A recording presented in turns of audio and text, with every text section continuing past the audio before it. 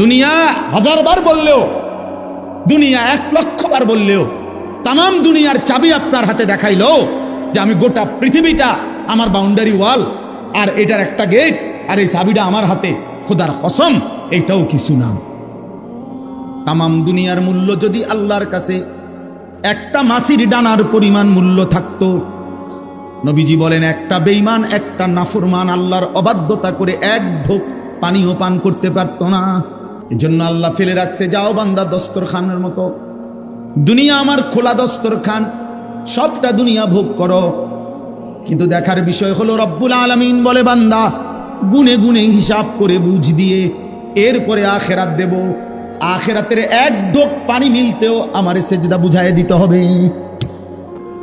শুক্রবার আপনাদের মসজিদের যিনি ইমাম সাহেব জুমার খুতবা দেয়, উনার বয়ান মনোযোগ দিয়ে শুনুন। সব হুজুর রে সারা বাংলাদেশে চিনতে হইব, এটা জরুরি। সব হুজুর জনপ্রিয় হইতে হইব, সব হুজুর একবারে বক্তা হইতে হইব সারা বাংলাদেশে। এটা কোনো কোরআন